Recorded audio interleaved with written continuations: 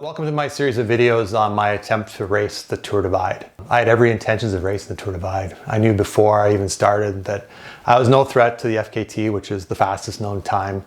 That level of commitment and suffering is just not something I was in the mindset and prepared to do. My goal was to put a respectable time for myself, which I thought would be between 25 and 35 days. I felt like that was an achievable goal. In late June, there's around Wyoming, there's like 14 hours of daylight on average. And I figured with 120 to 200 kilometers a day, 3 to 4 days rest, I felt it would be a tough but doable challenge. So if you're asking yourself, why is he sharing this video series if he didn't complete it? And why is he talking enthusiastically about not completing the Tour Divide? If you'll stick with me, I'll tell you. But first I'm gonna have to share a brief history of how my getting to the start line came to fruition. I had been discussing with a friend of mine, some challenges I was having, some, frustrations I was having. They said to me, if there's anything you could do right now, what would it be? And I immediately said Tour Divide. Why? Because when I first saw the Ride the Divide movie, I got inspired by it, and I thought, it's going to take me a while to get there and accumulate the gear I need, but I think, by the time I'm 55, that's probably the right time, when I, financially and have all the gear in place. And that was kind of the time frame I had set for myself. But, I'm 55 this year, and with work and family life, I kind of had, resigned myself to the fact that it'll probably be when I retire at this point. Because, it's been busy ever since COVID, things have changed, had to change a lot of our mindset. But he said to me, like, right now at home and work, what's stopping you? Why can't you do the Tour Divide? And I don't know, there's something in the way he asked the question that kind of stopped me in my tracks. And after running through kind of a mental checklist of my responsibilities, I couldn't think of any. In fact, I thought more about it, and I thought to myself, it's probably better financially right now if I do it, because if I go over budget and I, overspend, I have time to pay it off before I retire, as opposed to trying to pay something off when you're on a fixed income.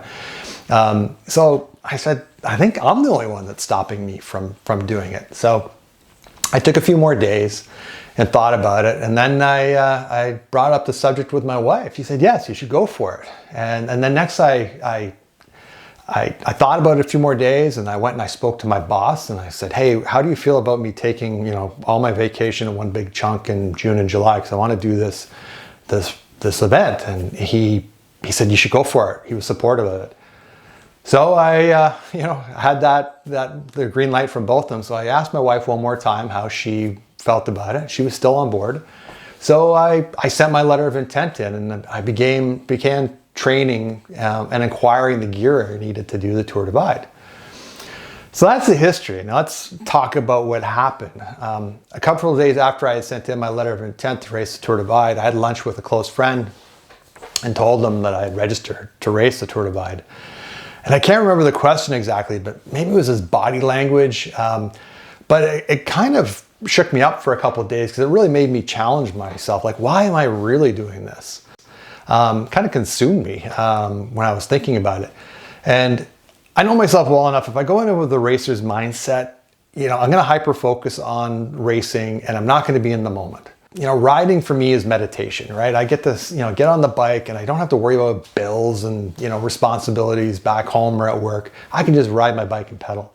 And that's what I needed. But I kept coming back to wanting to do a respectable time. So I didn't really back off the racer mindset until I got to Montana. And somewhere between Fernie and the border, as I questioned what the heck I'm doing here, it became clear to me that getting to Antelope Wells wasn't the race for me. In fact, the race for me was, Banff on June 14th. All the stars that had to align in my life between work and home and, gear and finances and stuff like that, just getting to that start line, that was the success for me. That was victory for me. And it was at that moment, between, Fernie and Montana, like Eureka, Montana, that my mindset kind of changed, and I could actually start to shift to riding the Tour Divide. I know everybody's supposed to go in there. If you're signed up to do the Tour Divide, you're racing it. But you'll see in the videos, I ran into some pretty interesting challenges with weather, you know, grizzly bear, moose, rattlesnake encounters, altitude sickness. Had those things to deal with, but there's also some great things, you know, trail magic, the community of riders, and riding along with Chris Smith, who is an incredibly inspirational guy who you'll see in the videos of what it was like doing the Tour Divide. So I hope you like the series, and keep the rubber side down and keep on rolling.